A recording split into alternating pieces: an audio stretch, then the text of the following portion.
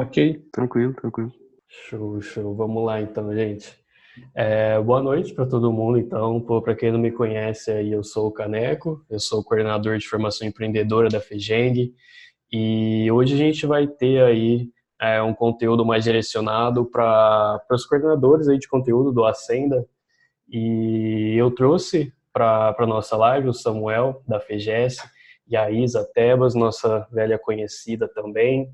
E ao invés de eu apresentar eles para vocês, eu queria que vocês se apresentassem, pessoal. Então digam aí quem é Samuel, quem é Isa, da onde vocês vieram, e depois a gente fala um pouquinho mais sobre os eventos. Pode começar, Samuel. Show. Meu nome é Samuel, eu faço engenharia civil aqui na UFC. Minha J de origem é a Constec Júnior, não sei se vocês já ouviram falar. É J de Civil e Arquitetura aqui da FEGES. Dentro do MEG, eu entrei no MEG em 2017, em abril de 2017. E dentro da Constec, entrei um pouco na área de projetos e na área de gestão de pessoas. E desde o ano passado eu estou na federação. Então, já no ano passado eu entrei no time de conteúdo do ESEG, que é o nosso encontro regional. Fiquei mais à frente da parte dos cases. E esse ano eu estou assumindo como diretor de formação empreendedora aqui na FEGES. E a gente já teve alguns eventinhos aqui rodando, já teve 4 eventos esse ano. Então, tentar contribuir um pouquinho aí com o que a gente já viveu hoje. Oi, gente, boa noite. Pelos nomes que eu tô vendo aí, acho que eu conheço todo mundo, ou quase todo mundo, não sei. Sou a Isa, entrei no MED em 2016, vim da Porte, empresa júnior, né? Fui lá projetista de arquitetura e urbanismo, diretora de projetos, diretora-presidente. Também fui diretora de comunicação da Liga, numa época que ainda não existia, né, formação empreendedora, então comunicação ficava responsável pelos eventos. Ano passado eu tive como diretora de desenvolvimento da FEGENG durante todo o ano, e aí no segundo semestre também cuidei da parte de formação empreendedora. E esse ano tive aí o prazer de me despedir do MEG como coordenadora de conteúdo do EMEG. E aí, Caneco me chamou, vim aí trocar uma ideia com vocês, espero que seja um bate-papo muito válido. Show demais, gente. E eu queria que vocês contassem para a galera aqui um pouquinho sobre como foi a experiência de vocês, né, estando aí, né, tanto coordenadoria de conteúdo, quanto participar da organização de evento em si mesmo. Vamos dividir um pouquinho dessa experiência com a gente.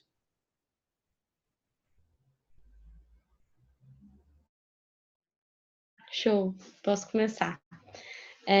Eu acho que, sem dúvida, uma das experiências mais gratificantes que eu tive, assim, dentro do MEG, porque é inevitável, né? Toda vez que você for perguntar para alguma pessoa, algum empresário júnior, os momentos mais marcantes dele, ele vai se lembrar de algum evento, assim. Então, acho que a formação empreendedora e os eventos, né, nesse caso, têm um papel muito importante na construção de experiências mesmo de cada empresário júnior, de transformação dentro da jornada de cada um. E é um prazer muito grande poder fazer parte disso, assim, sentir que tem um dedo seu, tem uma contribuição sua na transformação de alguém. Acho que essa vontade me bateu assim no meu primeiro evento MEG, que foi um EMEG mesmo, EMEG 16. Foi quando eu entendi o movimento assim e senti que eu estava podendo retribuir aquilo, né? Fazendo o mesmo por outras pessoas. Eu acho que era o mais motivante, assim, sem dúvida nenhuma. É muito doideira, né? Muito cansativo, mas extremamente recompensador. É, e acho que, além de levar muitas coisas, né, para as pessoas que estão no evento, sem dúvida eu aprendi muito também, organizando os eventos que eu participei. E aí, sem dúvidas, o EMEG num nível maior ainda que os outros, porque muita dedicação, muito estudo, né, para conseguir pensar no que vai ser o melhor para a rede. Então, existe uma contrapartida muito grande também, assim, de conhecimento mesmo, eu diria.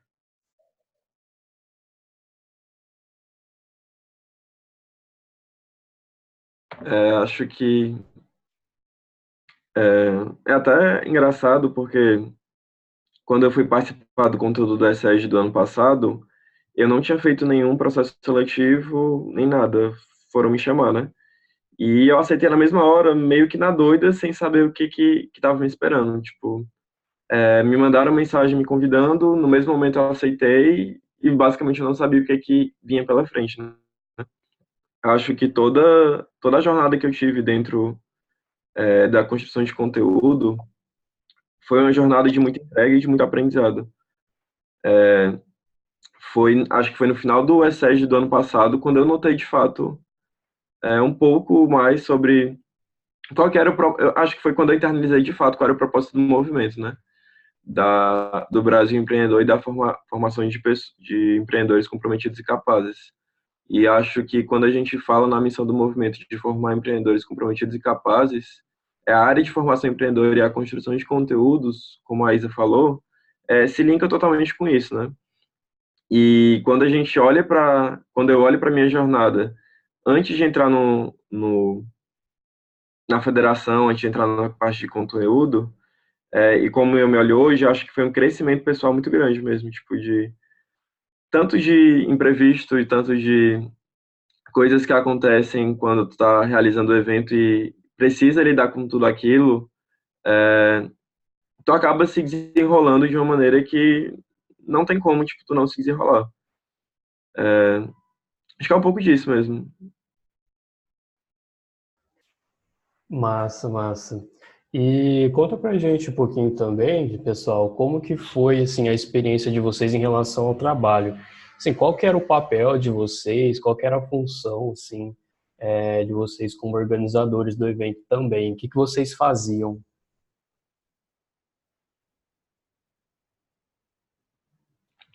Show. Agora eu começo. Aqui eu fiquei responsável pela parte de conteúdo no Encontro Cearense, né? Então, tinha toda a equipe completa, tanto na área de geral, infra e tudo mais, então eu fiquei focado no conteúdo. Então, eu fiquei mais, tipo, muito, como eu sou uma pessoa muito de fazer junto, então, antes de qualquer coisa, eu planejei bastante, tipo, destrinchei ao longo dos meses o que eu queria por evento e preparei reuniões justamente para construir junto com o time. Então, construção de quais eram os estímulos eu construí junto com o time, construção do tema foi junto com o time também, destrinchamento dos estímulos e tema dentro do conteúdo também foi com o time, pensar na experiência também, tipo, foi junto com o time. E uma coisa que eu fiz a todo momento foi pedir feedback. Então, acho que uma dica valiosa é ter pessoas com experiência para ficar pedindo feedback em relação ao conteúdo e à construção do conteúdo e das experiências. Então, tanto pós-júnior quanto gente de outras áreas da federação ou do núcleo, aí no caso, fica montando essas coisas e fica pedindo feedback e depois retorna para o conteúdo, vai refazendo as coisas até que as coisas vão tendo sentido, né? E também, tipo, tentar não se desesperar, porque tem coisas que só vão surgir mesmo, tipo, na hora. Tem alguns momentos que talvez tu tinha planejado algo irado e aí tu monitora a energia do pessoal e percebe que precisa mudar alguma coisa. Então, acho que construção de conteúdo é algo muito maleável no sentido de você precisa estar muito atento a se adaptar à realidade do momento. Então, tanto no processo de construção quanto durante o evento mesmo, é preciso ficar atento mesmo para se adaptar com o que o evento está pedindo, né?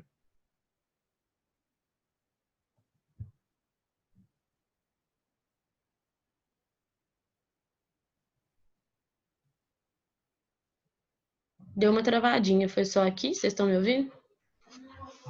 Então, sim, Isa. Show. Então, acho que tentando pensar a melhor forma de falar, né, o trabalho como um todo, mas eu acho que foram várias etapas, né? Que provavelmente algumas delas vocês já até passaram e estão vivendo outras, mas vou falar de maneira geral, porque às vezes pode servir de insight para alguém, não sei.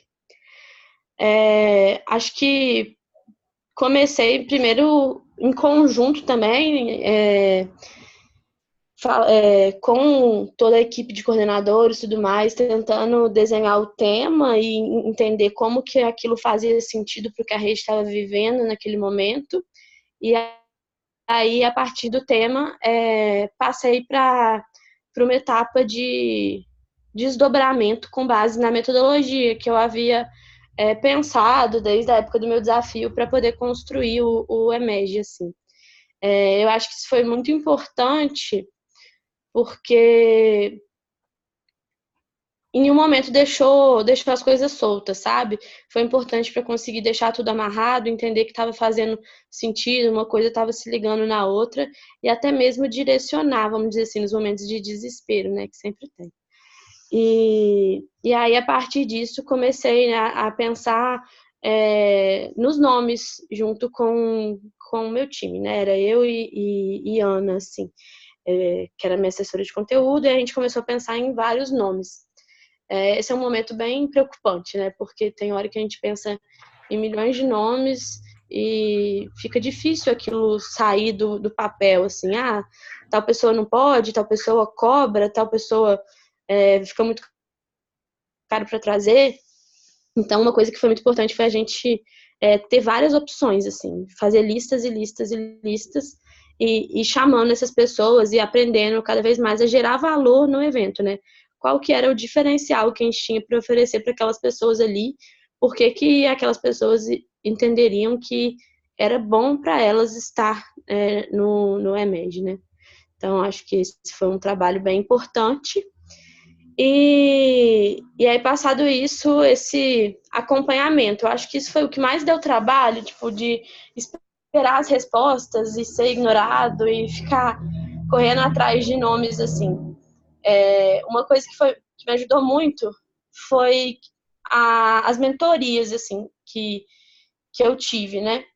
Desde o início, a gente buscou algumas pessoas para serem mentoras de conteúdo. Foram 3 pessoas que eu tive, mas que foram momentos pontuais, assim. 2 delas, eu só fiz reunião mesmo com uma delas, né? Mas as outras 2 pessoas a gente só trocou ideia no WhatsApp algumas vezes, mas eram pessoas que tinham experiência, então fazia muito sentido para mim tudo que elas falavam, me ajudou muito. Então, isso foi essencial. E aí eu lembro até uma vez a Amanda Almeida, que foi diretora da Brasil Júnior, que era minha mentora, fez uma reunião comigo, me falou, né, que uma das coisas mais importantes era conseguir separar o que era fato do que era emoção, assim. Porque chega um momento que você vai começando a ficar desesperado. Ai, meu Deus, ninguém tá aceitando, ninguém tá dando, tem que confirmar nome, porque senão a inscrição não vira. E aí é muito importante ter o sangue frio, né, nessa hora. Porque o que realmente... Aí eu lembro que nessa época, né, o que era um fato? Um fato era que faltavam, por exemplo, 43 dias para a MEG. Outro fato era que a gente tinha 2 palestrantes confirmados, por exemplo. Era muito preocupante a situação. Mas também era um fato que a gente já tinha convidado mais de, sei lá, 60 pessoas, que vários estavam vendo, que o pessoal de parcerias também estava envolvido nisso. Então, isso foi muito importante para mim, para a gente não entrar em desespero, porque chega uma hora que pode ser muito preocupante, né? O Ascenda está chegando aí, imagino que alguns estejam bem preocupados também. Pô, dia 17, cadê a galera que vai falar nesse evento? Então, assim, separem fatos de emoções para não deixar uma coisa atropelar a outra. Muitas coisas vão acabando, a gente só vai conseguindo resposta mais para o final. Eu acho que o importante é vocês conseguirem ir linkando isso junto com o pessoal de comunicação, principalmente, de uma forma que não prejudique a divulgação do evento. Então, ir soltando aos poucos o que vocês já têm como noções de sucesso, novidade, olha quem vem e tal. Acho que isso pode ser muito legal, e ao mesmo tempo já ir, assim que vocês tiverem os nomes, né, confirmados, e começando a fazer os briefings, né? Essa era uma coisa muito importante também. A gente tinha um roteiro para conversar com todos os palestrantes, que a gente fazia uma reunião com cada um para poder alinhar esse roteiro. E também tinha, tipo, uma listinha de perguntas bem rápida, assim, direta, que eu mandava para eles poder eles me responderem, tipo, no WhatsApp, assim, e ajudar na criação de sei lá, um briefing para postar no Instagram, coisas do tipo. Eu posso até mandar para o Caneco depois para ele mandar para vocês. Tipo, isso ajudava a dar um overview melhor, assim, do que seria a pauta. Então, acho que essa organização desses detalhes foi uma coisa importante no trabalho. E, por último, eu diria que pensar os momentos, né? Tipo, check-in, check-out, momentos de transição. Como que vai ser quando essa pessoa descer do palco, a próxima subir? Como que tem que estar a luz? Como que tem que estar o som? Qual a energia que eu quero das pessoas nesse momento? O que a gente vai fazer para as pessoas ficarem na energia X ou Y? Que tipo de música que tem que ser? Então, assim, tudo isso foi pensado com muito cuidado no EMED para que a gente conseguisse garantir que a energia das pessoas estariam da forma como a gente esperava para cada pauta.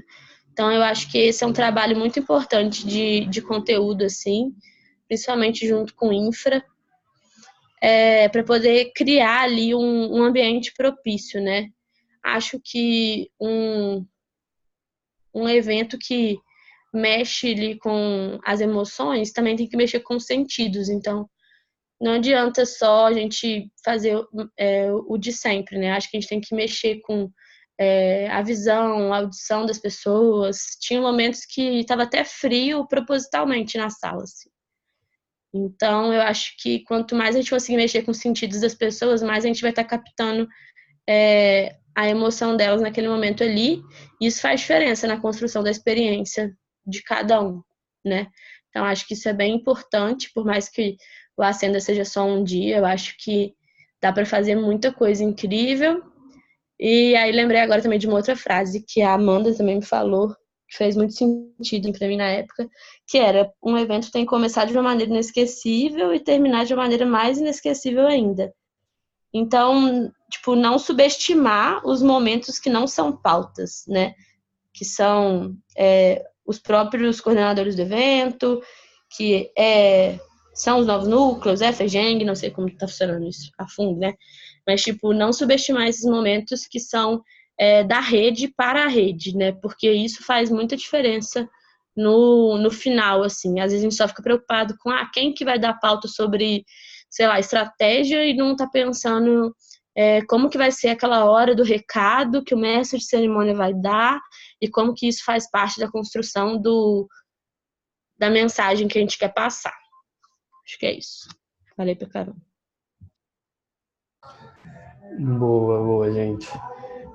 Então, sabendo aí um pouquinho da história de vocês, um pouquinho da experiência, eu queria abrir agora já, então, para o pessoal que está participando com a gente, mandar as perguntas, as dúvidas de vocês aí que vocês trouxeram, que surgiram agora. Fiquem à vontade aí, vamos desmutar o microfone e conversar com a gente também.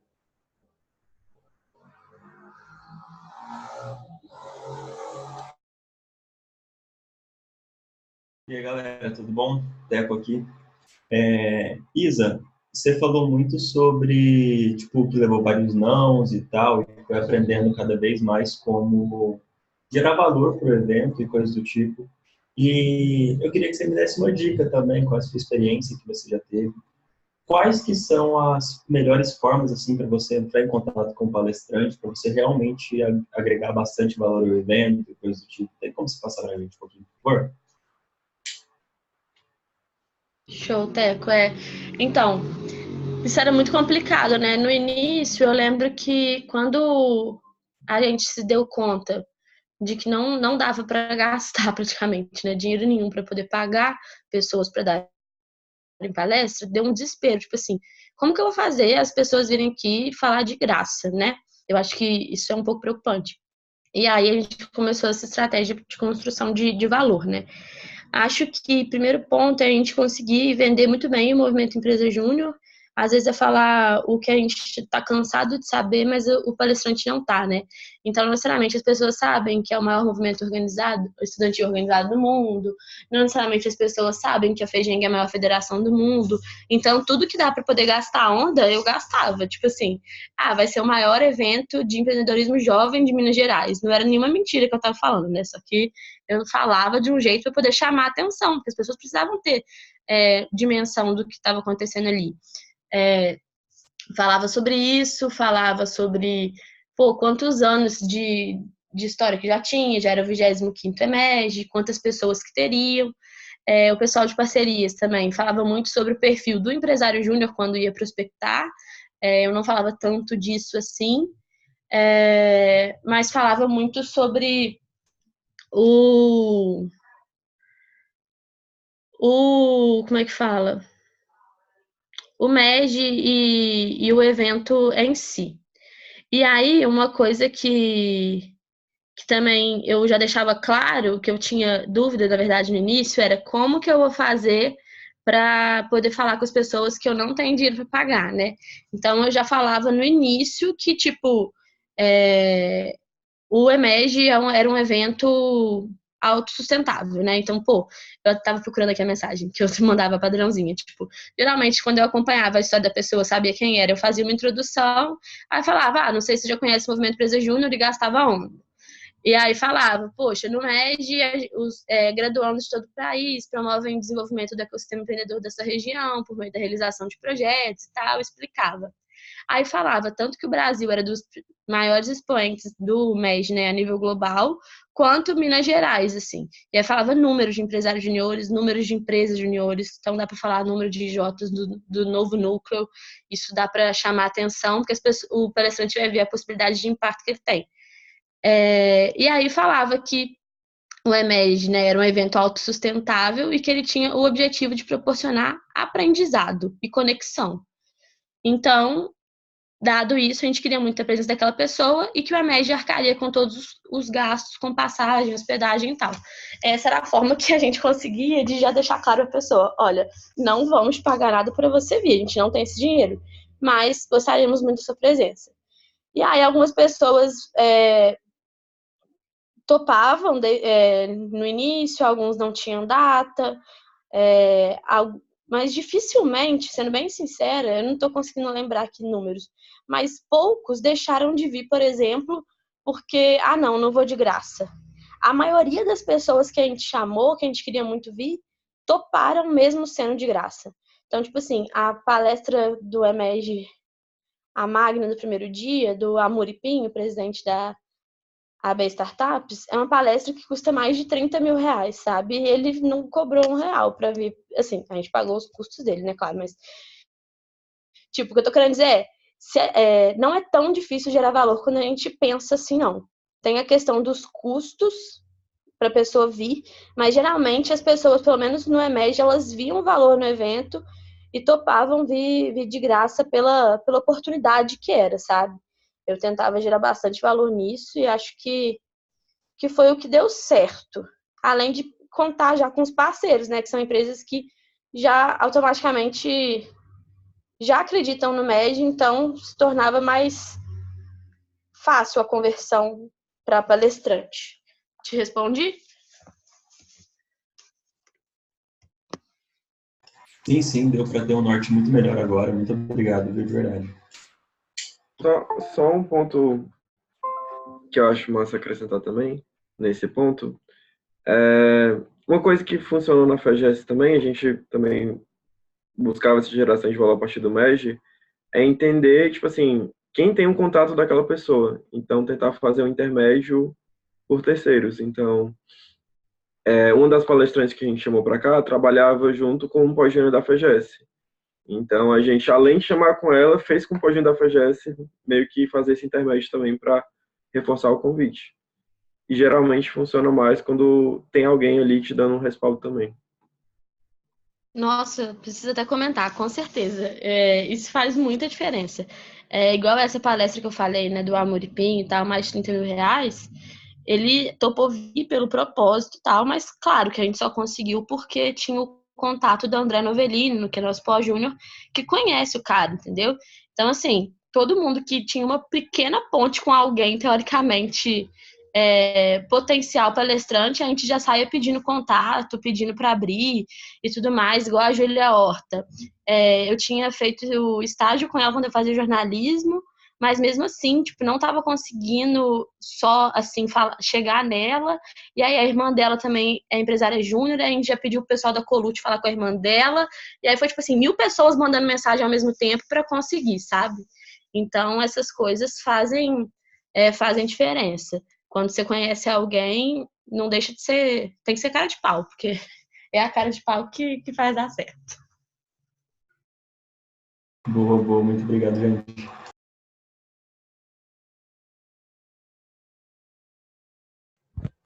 Vamos lá, gente. Quem tiver mais pergunta, pode mandar aí.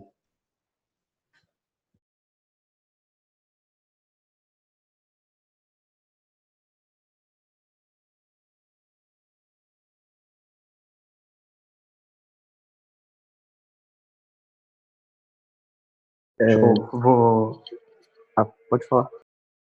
Ok. Boa noite aí, galera. Boa noite, Isa, Samuel. Obrigado pela ajuda. Sou do time do evento que vai do Acenda do Triângulo e a gente tem trabalhado aqui recentemente na construção dos inputs e outputs de cada pauta. E queria entender, tipo, eu conheço a Isabela, então se a Isa quiser responder, como trabalhar expectativa de cada pauta, né, mais assertiva. Então, tipo assim, como criar uma noção de sucesso de cada pauta com assertividade, sabe? Tipo, não sonhando muito alto e nem tendo um pessimismo, mas conseguindo ser realista em relação ao que, né, o que a gente quer atingir com cada pauta. Show, muito boa pergunta, Léry. Então, esse era um grande medo que eu tinha, assim.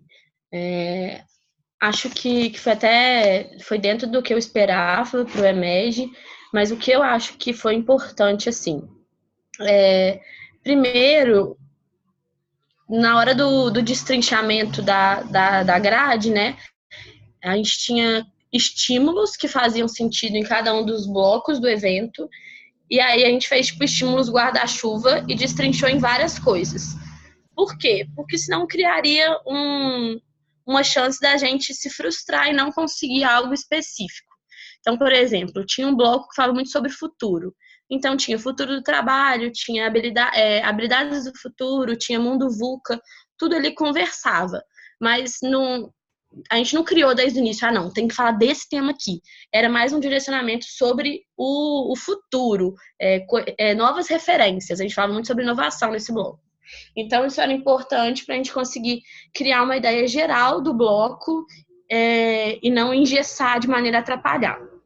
Outra coisa que foi importante, eu acho que foi na hora de alinhar com os palestrantes, né? A gente vinha falando sobre aquele tema inicial e aí na hora do alinhamento da pauta, a gente fazia tipo uma apresentação e aí eu mostrava para elas, tipo assim, olha, essa é a sequência de ideias, né, de estímulos que a gente vai passar. Pronto, do evento. Aí eu puxava uma setinha e falava, você está aqui. Ou seja, a pessoa já entendia aquilo ali. Eu acho que o principal ponto para dar certo, né, a noção de sucesso de uma pauta, tanto de input quanto output, é o alinhamento com o palestrante. Porque se a pessoa, você achar que ela vai falar uma coisa, ela pegar e falar outra, tipo assim, fudeu tudo. Porque você precisa garantir que ele esteja alinhado com você. Uhum. Então, deixava muito claro, olha, nesse momento aqui, a gente precisa que a noção de sucesso é que as pessoas saiam como? Eu falava desse jeito mesmo, as pessoas têm que sair como? Têm que sair empolgadas. Têm que sair incomodadas no sentido de inquietude. As pessoas têm que sair sobre não sei o quê. Exatamente. Pedro falando ali.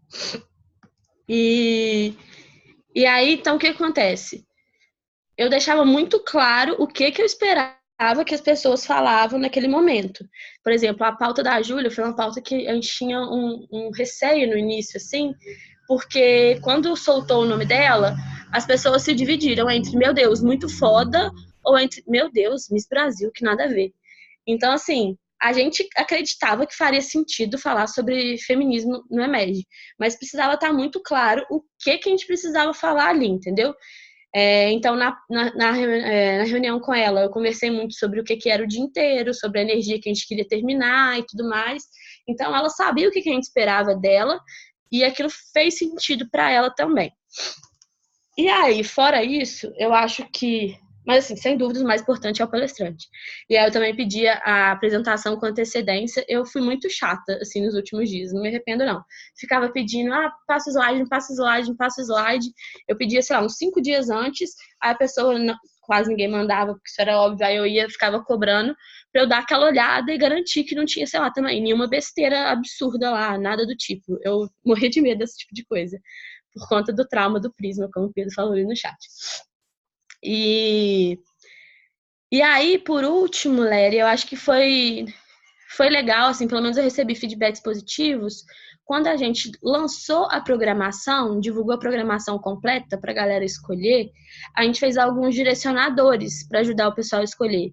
Então, se você está entrando no MED agora, se você vai tentar um cargo de liderança, se você quer transformar os resultados da CJ. Então, aqueles direcionadores já ajudavam as pessoas a ir para uma pauta que faria sentido para elas também, né? Então, elas já chegavam com uma expectativa alinhada do que iria acontecer ali. Porque a gente alinhou com ela antes, mesmo que indiretamente, né?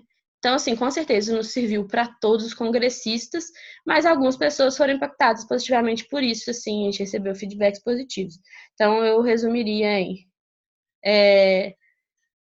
ter esse tema guarda-chuva para poder trabalhar dentro dele, né? Não ter algo muito engessado, porque quando engessa muito, fica difícil de conseguir.